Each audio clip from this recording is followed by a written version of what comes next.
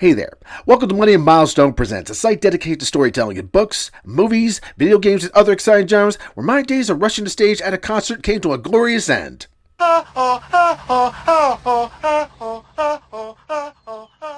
Well, I'm off to the races again, not to get a concert ticket for Taylor Swift, but to review Michael, a film that was bashed by mainstream critics for whatever reason they think they can come up with, but as for me, I watched it, and here's my take on the Antoine Fuqua directed film.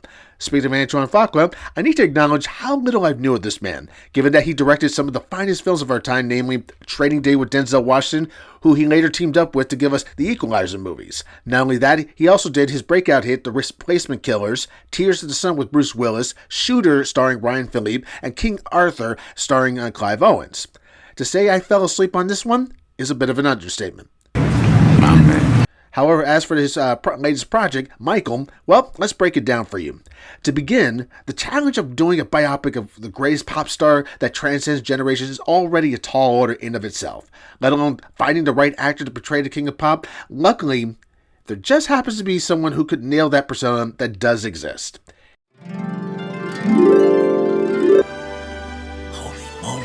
Introducing Jafar Jackson, the nephew of Michael and son of Jackson 5 legend Jermaine Jackson. From the get-go, his uncanny resemblance was true and genuine, capturing the iconic star's mannerisms effortlessly. I had to literally remind myself that this was not the real Michael Jackson a few times in this film. But where the film really shines is in the story perspective, which hones in on Michael's viewpoint. Say what you will about his behavior over the years, you sort of get a better understanding of what Michael went through as a child growing up with a ruthless father who expected much from him to provide for the rest of his family, who leaned on his mother for having a ground to stand on when times were tough. You understand from his perspective his desire to be a great pop star, but maintaining this mystique of childlike innocence like Peter Pan. Something mentioned in the film was how Michael said, if you saw Halley's Comet every year, would you appreciate as much in comparison to seeing it every so 100 years? He understood that mystique was everything. Michael wanted something more than anything else could imagine. He wanted to use his music to heal the world in his mind. He truly believed he was God's gift to the world and wanted to emulate the deep responsibility, even if at times it came at the cost of finding something himself isolated and alone. Something I never considered from adaptations of Michael's story, both on television, on the silver screen, even in documentaries. The movie is still quite simple, but drives a complex narrative about how much of a toll the climb to stardom does take on a person and what it takes to push forward. I have to say, one scene really captured it for me when Michael had gone to get a nose job, and while I knew this was a thing with him, I never once thought for a moment there was any significance to this until he was confronted by his father in the next scene after he got the surgery.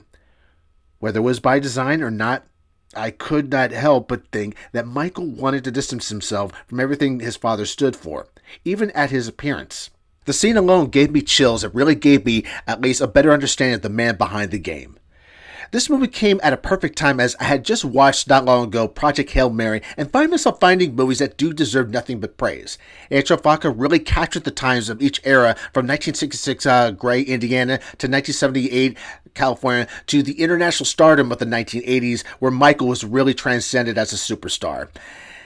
The musical score is something you really can't mess up. When it comes to Michael's iconic music, which I had to say got me wanting to moonwalk to every classic hit from Billie Jean to Thriller, Beat It, and Bad, the song ended the film on a great cliffhanger for possibly a sequel to come, unlike the critical scores.